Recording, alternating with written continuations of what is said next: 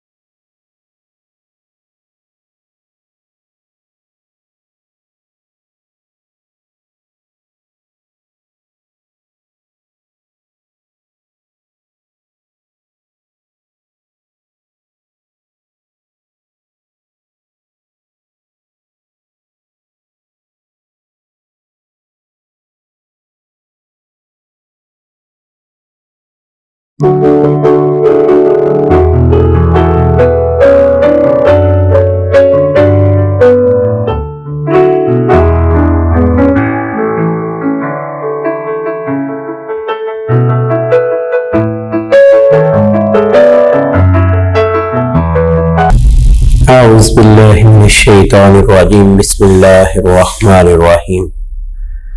मुअज़्ज़ज़ सामीन, तलबा व तालिबात,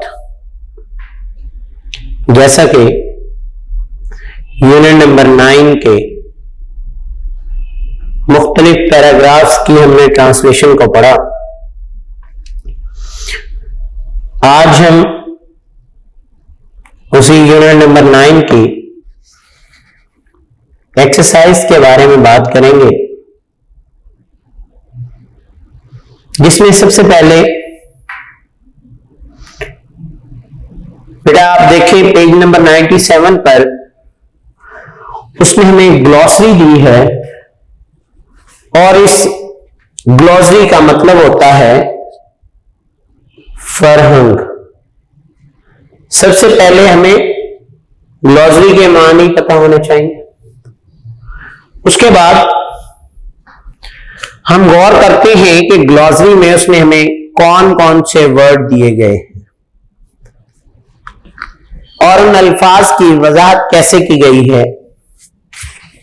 देखिए बेटा, पहला वर्ड उसमें दिया है न्यूरोलॉजी।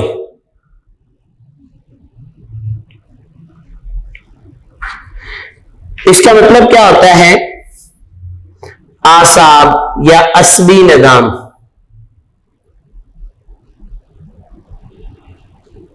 अस्बी निजाम की तालीम या उसे हम क्या कहते हैं? स्टडी ऑफ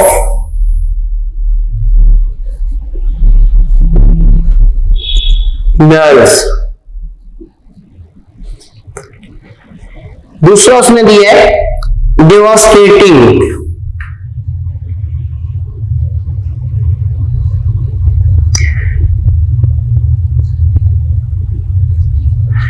हमने सेंटेंसेस में इसका मतलब पढ़ा था डेवास्टेटिंग एक्सीडेंट्स, जानलेवा हादसात। तो डिवॉस्टेटिंग का मतलब क्या हुआ? जानलेवा या ऐसी चीजें जिनको देखकर हमें ज़हनी तौर पर एक अफसोस हो, झटका महसूस हो, शॉकिंग।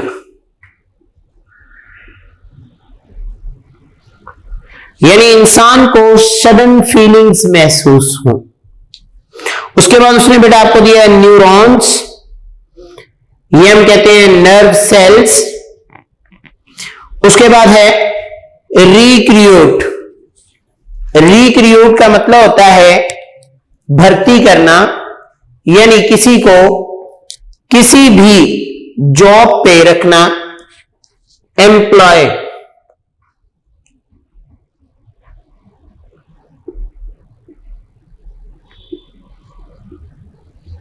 क्या कहते हैं?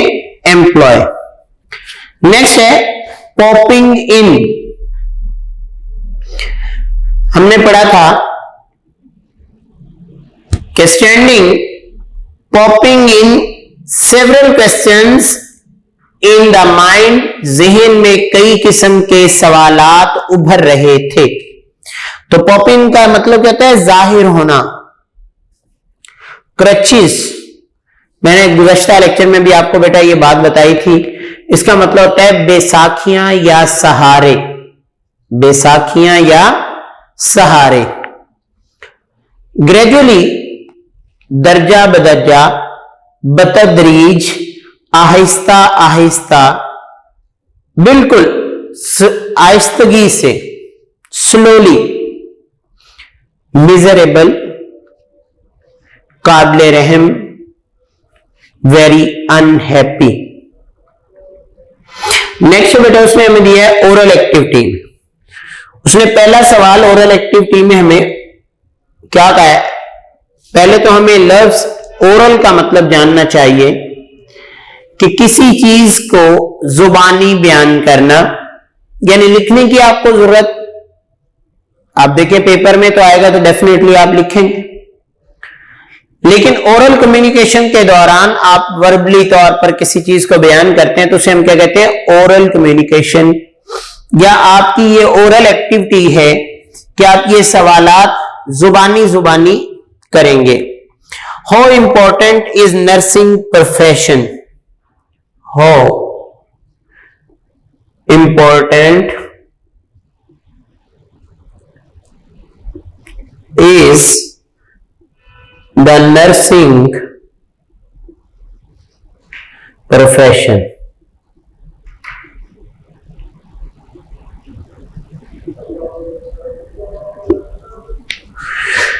नर्सिंग का पेशा कितना अहम है?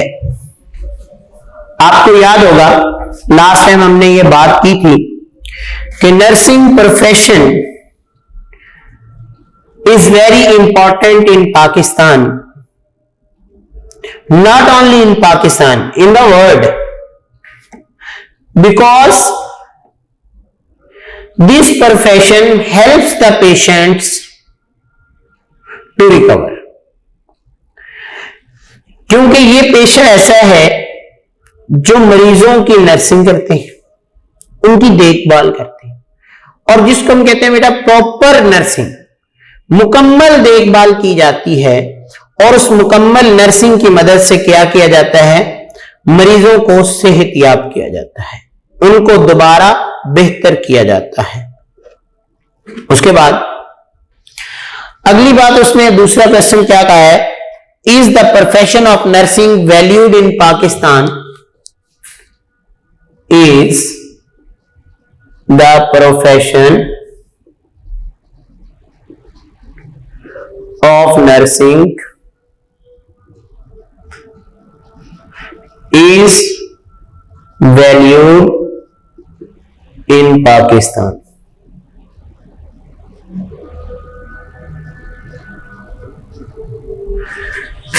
Nursing profession is very valued in Pakistan because without nursing there is not possibility for doctors to look after the patients properly।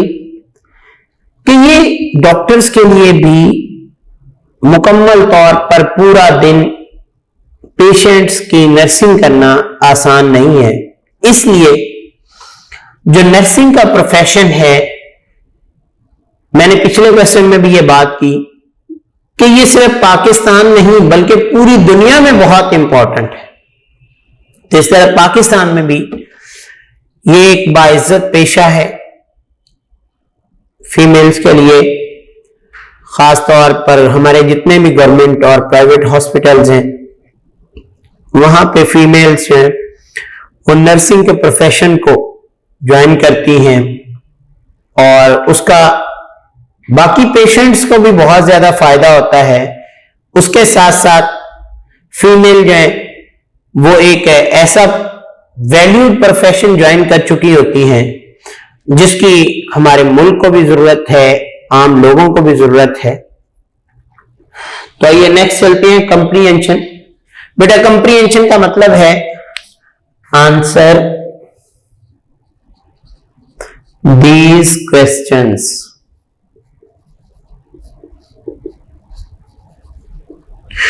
इन सवालात के जवाबात दे। पहला सवाल, Why did the nurse ask Hira's sister to come and talk to her? Nurse ने हीरा की बहन को क्यों कहा आइए और इससे बात कीजिए। पैराग्राफ नंबर 2 निकाले बेटा, पेज नंबर 94 पे। पैराग्राफ नंबर 2 की 5th लाइन में इस क्वेश्चन का आंसर है द नर्स आस्क्ड, क्योंकि डिड है तो इसलिए हम पास्ट इंडेफिनेट में इसका आंसर देंगे। The nurse asked Hira's sister to come and talk to her, thinking that the voice of a near and dear one might activate the nearly dead neurons. जिन्होंने लिखना है वो लिख भी लें। The nurse asked Hira's sister to come and talk to her, comma, thinking that the voice of a near and dear one might activate the nearly dead neurons. Next, why did the nurse disagree with the doctor's point of view? Nurse जो थी वो doctors के point of view के क्यों खिलाफ थी, उससे agree क्यों नहीं करती थी, इत्तेफाक क्यों नहीं करती थी। The nurse disagreed with the doctor's point of view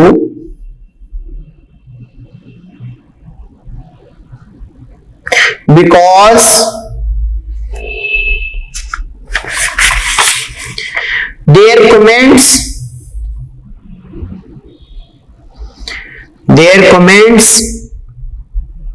were hopeless,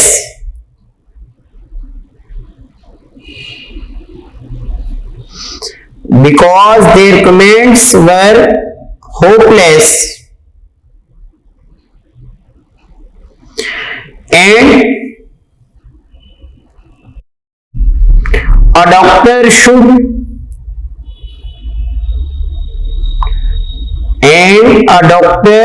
encourage the patients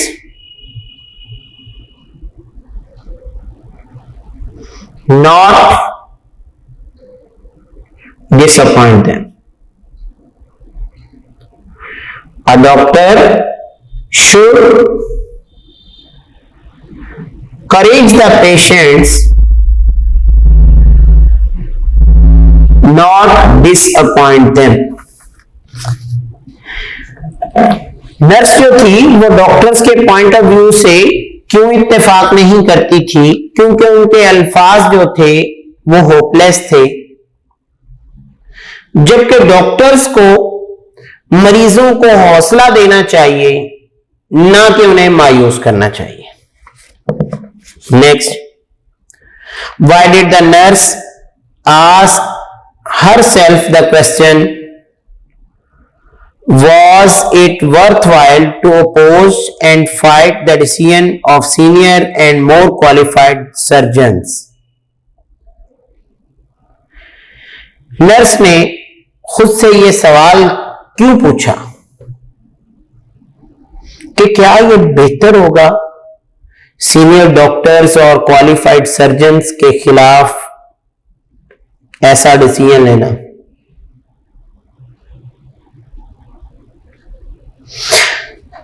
The nurse asked herself,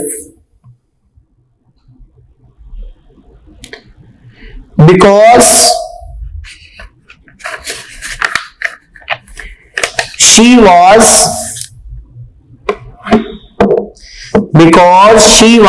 excited to see the patients, because she was excited to see the patient and she wanted to work more closely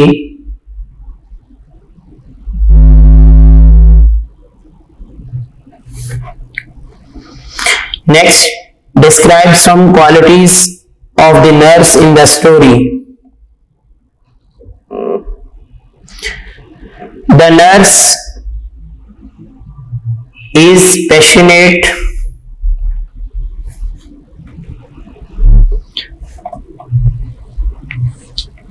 the nurse is passionate,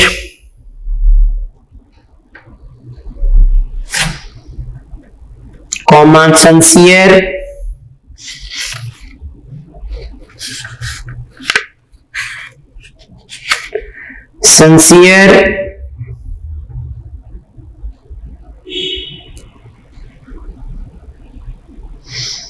and was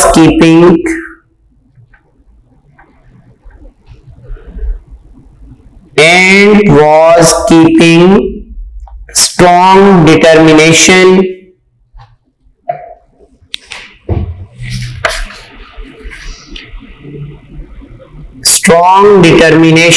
in this story.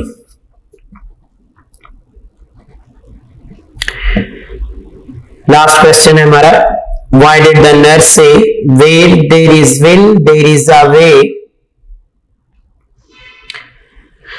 ये बात मैंने बेटा आपको last paragraph number 10 पढ़ाते हुए explain की थी, जिसमें नर्स ने यह कहा था where there is a will there is a way, जहां चाह वहां राह।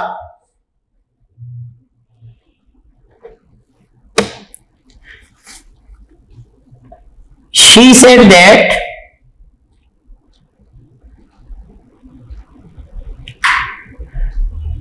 when someone wanted to do something with strong determination, Allah help them, जिसके बारे में हम कह सकते हैं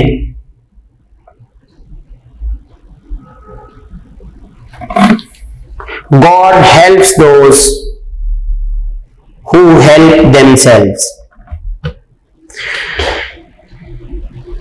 कि जो किसी काम को करने की ठान लेता है अल्लाह ताला उनकी मदद करता है। और कितनी मदद करता है? हमारी तौक़्क़ुआत से बढ़कर मदद करता है। तो इस चैप्टर में भी हमने यही बात पढ़ी कि where there is a will there is a way, जहां इंसान की ख्वाहिश होती है अल्लाह ताला मदद कर ही देता है। उसके बाद बेटा कंप्रीहेंशन में दूसरी बात उसने कही है रीअरेंज द सेंटेंसेस।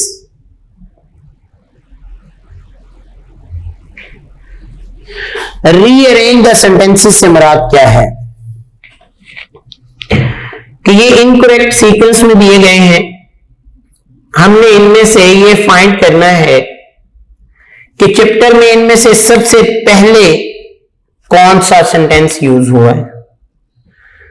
यानी पहले पैराग्राफ में हमने पढ़ा as a young professional I wish to save the world, पहले पैराग्राफ में ये सेंटेंस पढ़ा, तो यहां पे वो किस सीक्वेंस में दिया गया है?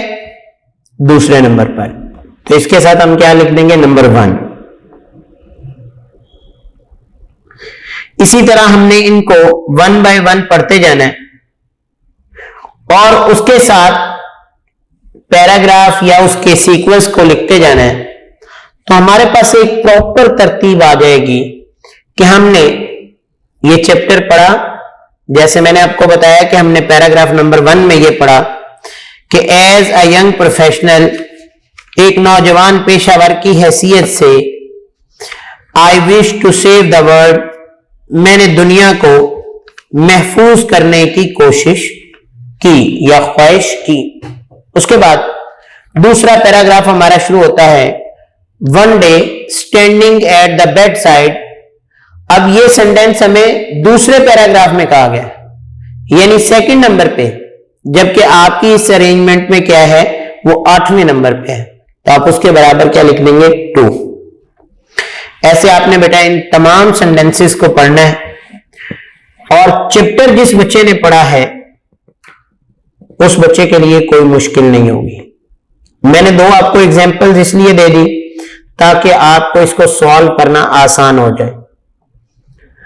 बताने को मैं आपको सारे भी बता दूं, लेकिन ये बेटा रट्टा लगाने वाली, याद करने वाली चीज नहीं है। इसको समझना है और बुक के पैराग्राफ को रीड करने के बाद इनकी तरतीब लगानी है, यानी इसको उस अंदाज से मुरतब करना है जिस अंदाज से आपने बुक में इनको पढ़ा है।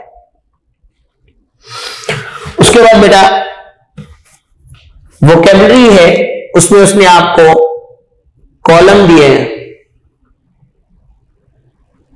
ए बी, दोनों कॉलम्स में उसने चंद एक अल्फाज हमें दिए हैं। कॉलम ए को कॉलम बी के साथ हमने मैच करना है, जिससे मुराद कि कॉलम ए में जो अल्फाज मौजूद हैं उनके मानी या जो चीज उसने कही है, यहां उसने हमें कोई एक्सप्लेन नहीं किया कि हम इनके सिनोनिम के साथ मैच करें या एंटोनिम के साथ मैच करें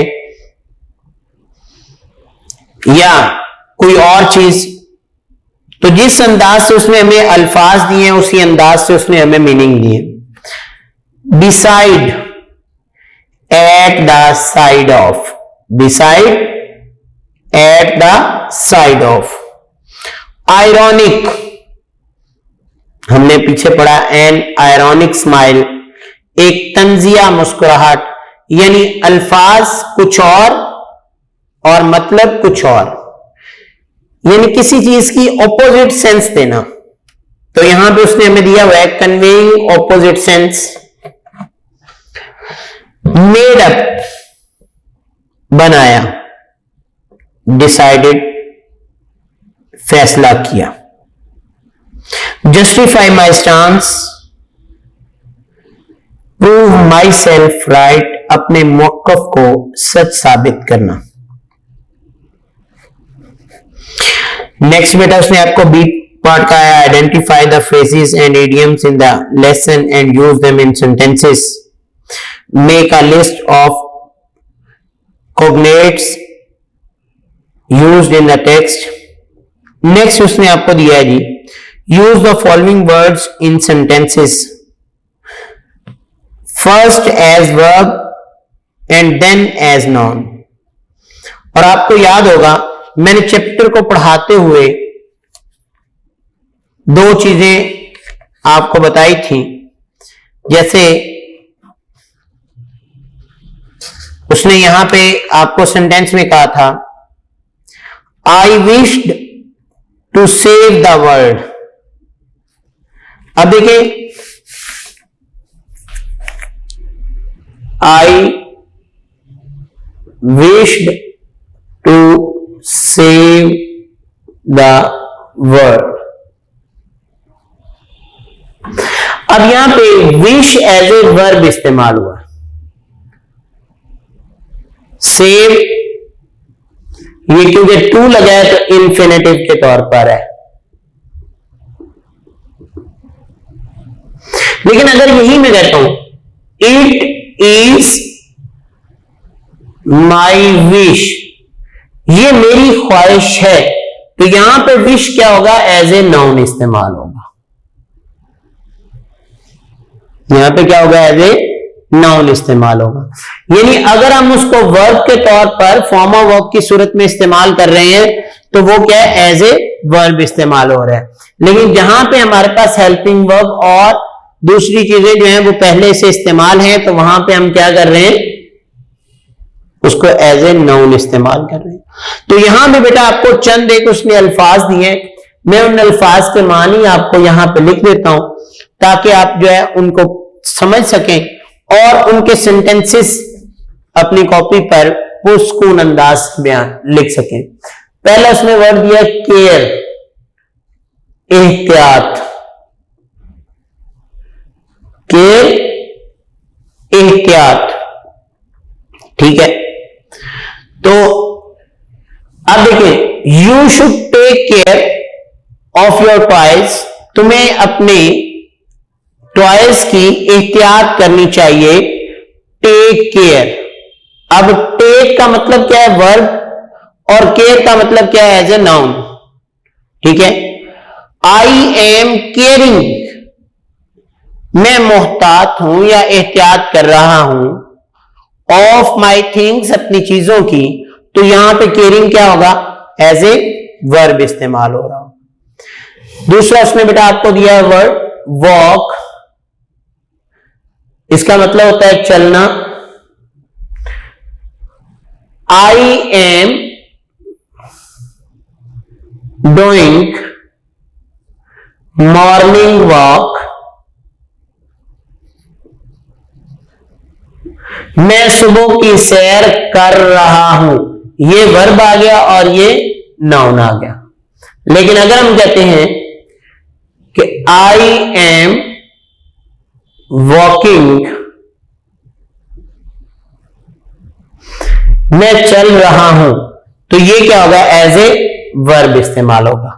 तो ऐसे ही बेटा आपने इन अल्फाज के पहले क्या बनाने हैं, मीनिंग समझने के बाद दो जुमले बनाने हैं। एक सेंटेंस जिसमें ये वर्ड जो है वो एज ए नाउन इस्तेमाल हो, और एक सेंटेंस कौन सा होगा जिसमें ये वर्ब एज ए वर्ब इस्तेमाल हो। तो अगला है सरप्राइज, सरप्राइज का मतलब कहता है हैरानगी। रिक्वेस्ट, इल्तिजा। स्टेट, हालत। नीड, जरूरत। उसके बाद हमारा हिस्सा शुरू हो जाता है ग्रामर का, बहुत इंपॉर्टेंट हिस्सा है। देखिए बेटा, यहां पे उसने सबसे पहली बात उसने आपको कही है, rewrite the following paragraph, put in article a, an और दी। अब देखिए बेटा, सबसे पहले तो हमें समझना चाहिए कि आर्टिकल जो है वो कौन कौन से इस्तेमाल होते हैं। आर्टिकल हमारे कितनी तरह के होते हैं, उसकी दो टाइप्स हैं, डेफिनिट और इनडेफिनिट। डेफिनिट आर्टिकल कौन सा है, दी, और इनडेफिनिट आर्टिकल हमारे पास है ए और एन। ए हम इस्तेमाल करते हैं जहां पे कॉन्सोनेंट साउंड हो,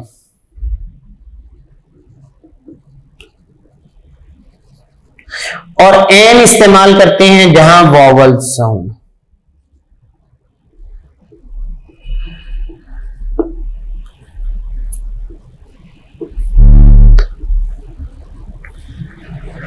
उसके बाद दी जो है, इसके भी आम रूटीन में बेटा आपको पढ़ाए जाते हैं कि दी जो है वो किसी चीज को प्रॉपर बनाने के लिए इस्तेमाल किया जाता है। लेकिन इसके इस्तेमाल भी दो तरह के हैं। यानी अगर जो दी है ये वोवल हरूफ के साथ लगेगा तो ये कहलाएगा THEE, यानी किनके साथ, वोवल साउंड्स के साथ। लेकिन अगर कॉन्सोनेंट साउंड के साथ लगेगा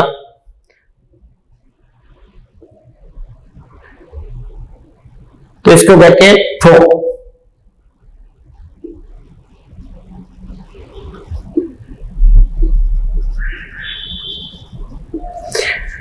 ये बात आपके लिए एक नई सी बात है,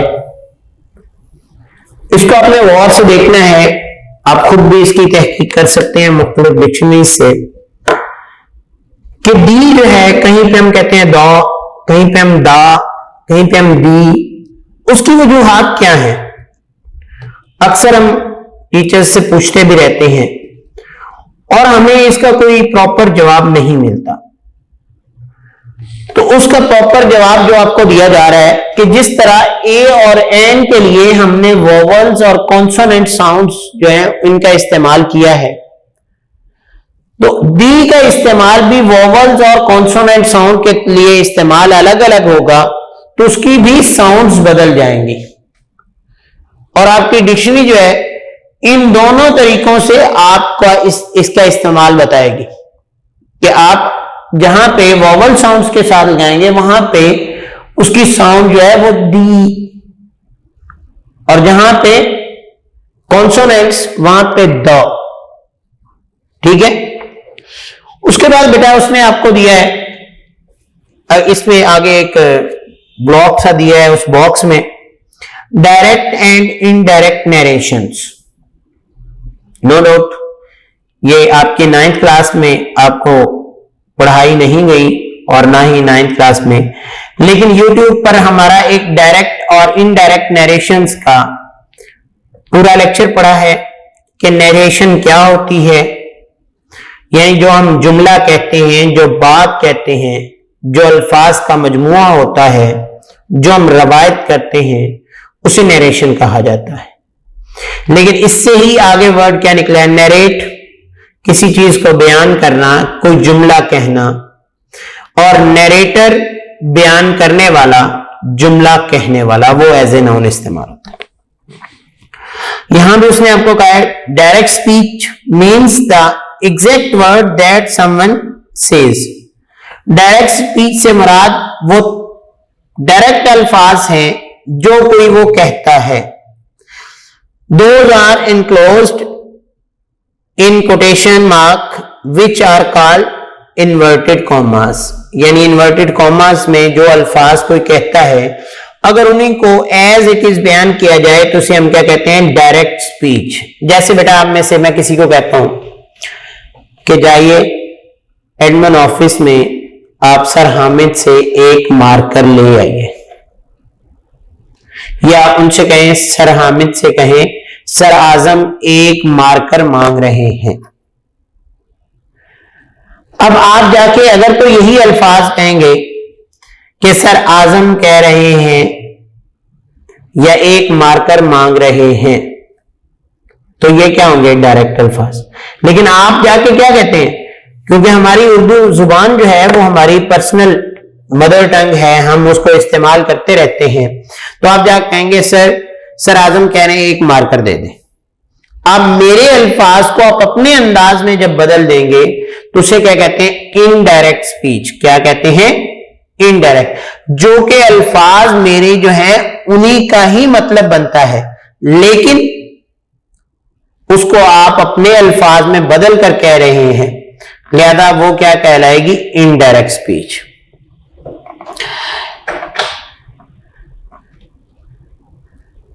उसके बाद बेटा उसने आपको recapitulate your previous knowledge about direct and indirect narrations, answer the following questions।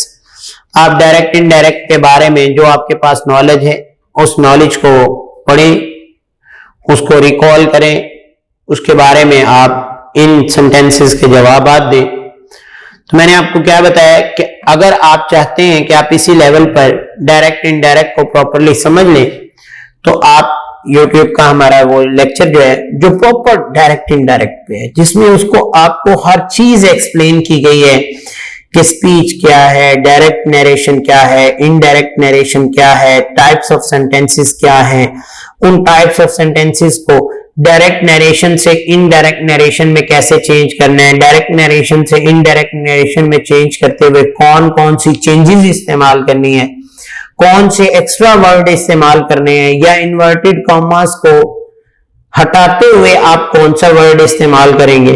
तो ये तमाम क्या है, हमारी डायरेक्ट और इनडायरेक्ट स्पीच के हवाले से इंफॉर्मेशन। नेक्स्ट आपको पेज नंबर 100 पे उसने दिया हुआ है, change the narration of the following sentences, in sentences की नरेशंस को चेंज करें। उसके बाद आपको एक बात उसने बेटा कही है इसी ग्रामर में, जिसे हम कहते हैं कंपाउंड प्रेपोजिशन। क्या कहते हैं, कंपाउंड प्रेपोजिशन। कंपाउंड प्रेपोजिशन से क्या मुराद है?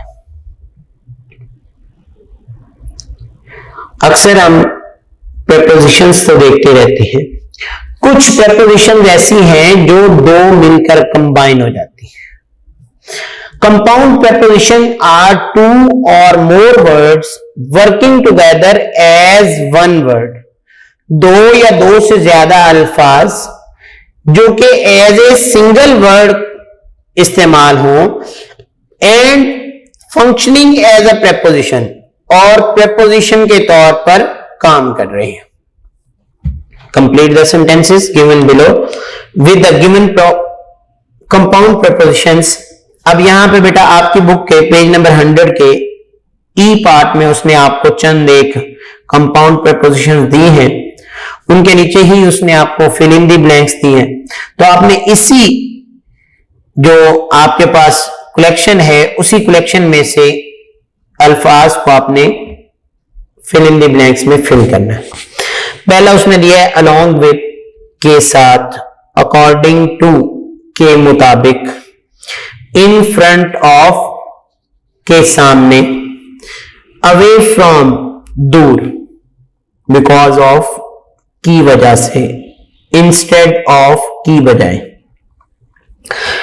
Dash my teacher it is a great book. अब पहली फिल इन द ब्लैंक्स में देखें, according to my teacher it is a great book, मेरे उस्ताद के कहने के मुताबिक ये एक आला किताब है।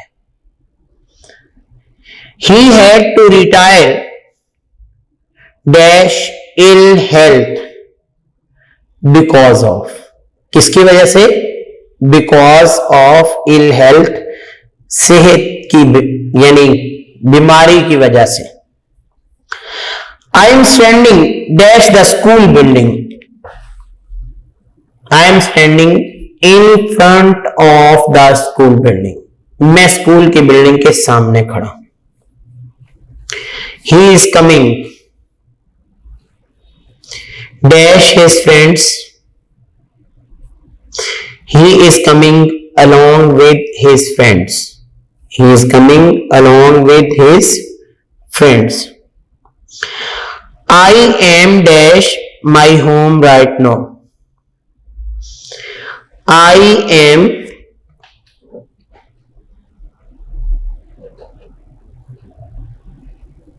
away from my home right now, I am away from my home right now.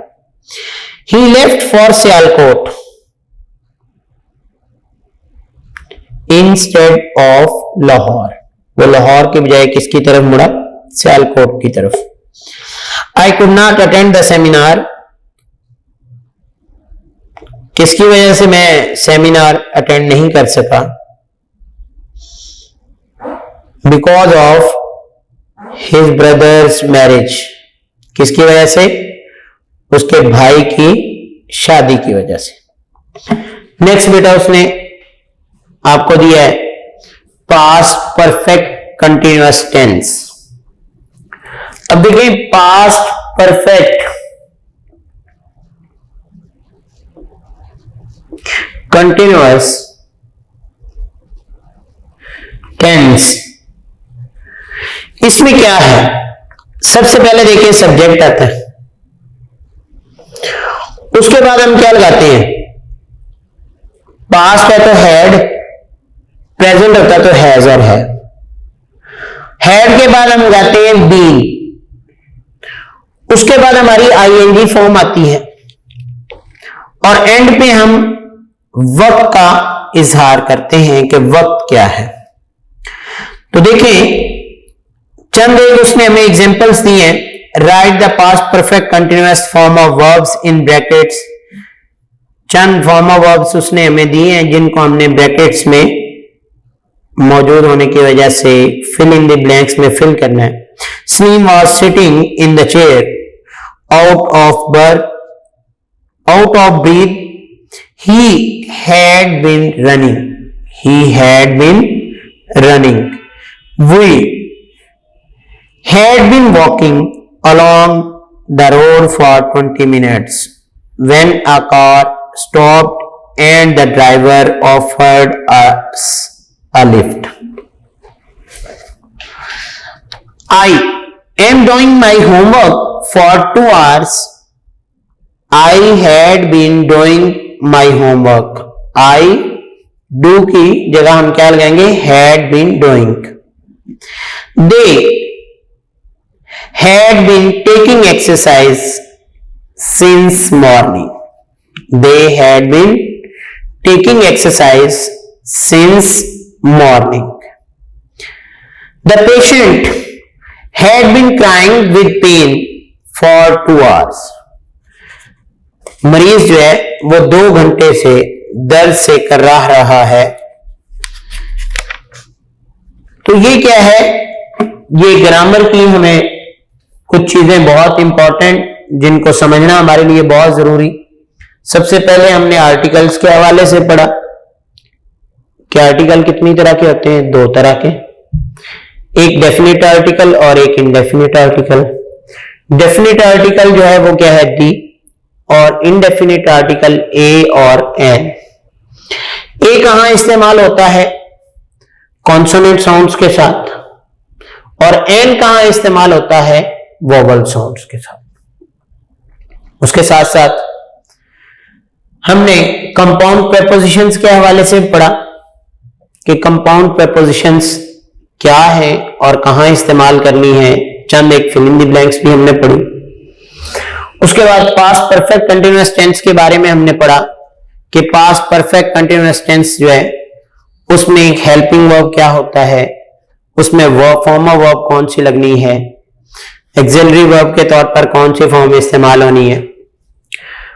उसके बाद आज का हमारा लास्ट सेगमेंट शुरू होता है राइटिंग स्किल्स।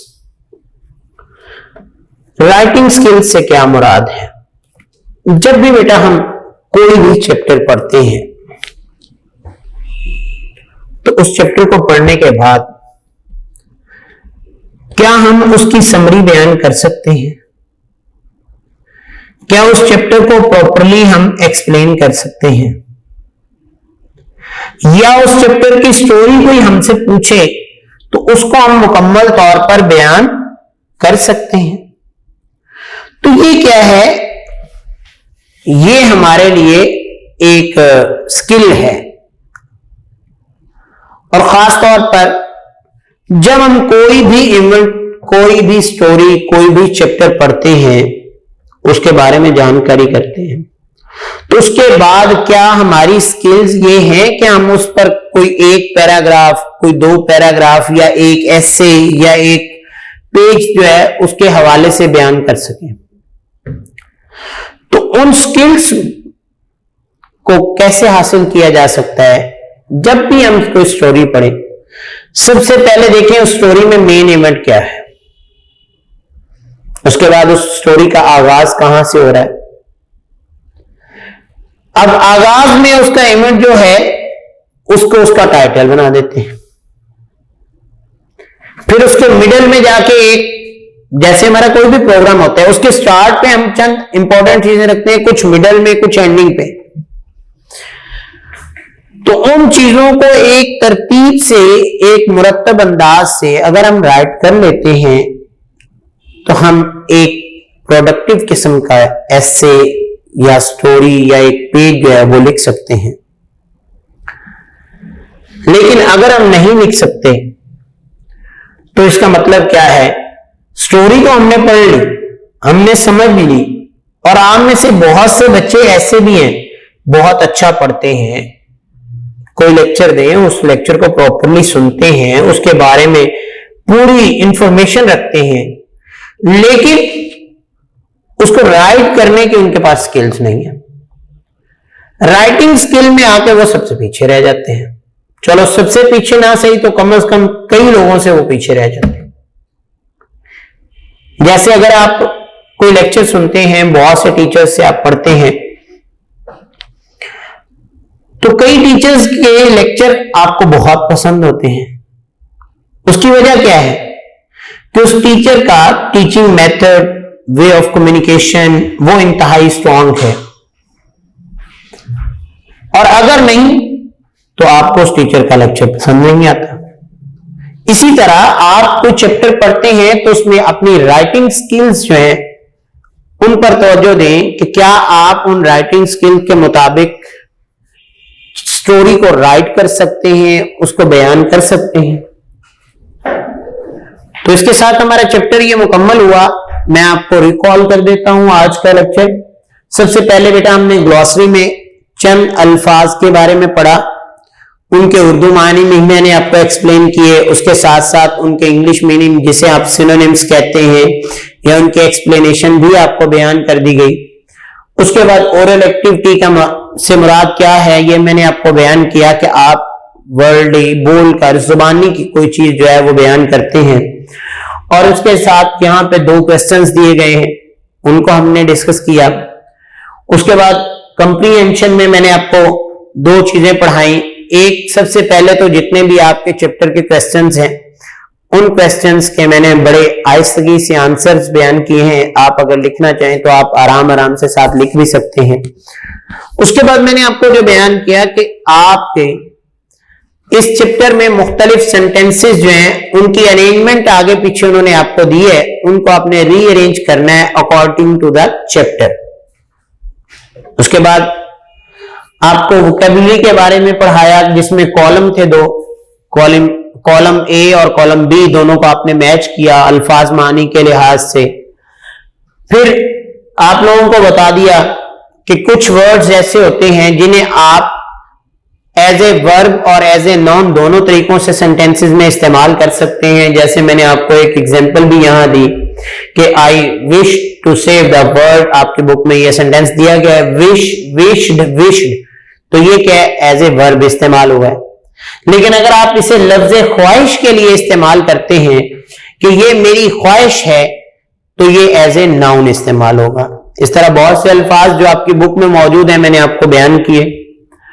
उसके बाद हम चलते हुए ग्रामर की तरफ बढ़े, तो ग्रामर में भी हमने सबसे पहले आर्टिकल्स के हवाले से पढ़ा कि आर्टिकल हमारे 2 तरह के होते हैं, एक ए और डेफिनेट आर्टिकल और इनडेफिनेट आर्टिकल।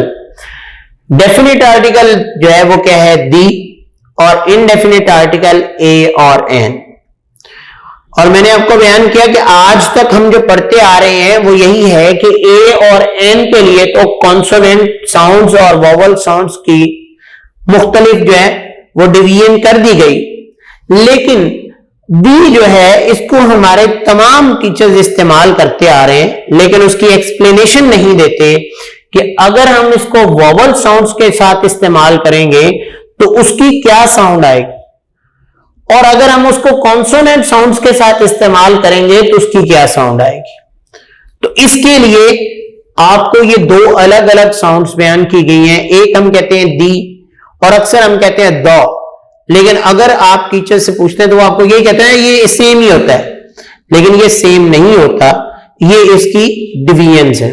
उसके बाद हमने बात की कंपाउंड प्रेपोजिशंस की कि अगर 2 या 2 से ज्यादा अल्फाज आपस में मिलकर एक सिंगल प्रेपोजिशन के तौर पर इस्तेमाल हो तो उन्हें हम कहते हैं कंपाउंड प्रेपोजिशंस। क्या कहते हैं, कंपाउंड प्रेपोजिशंस।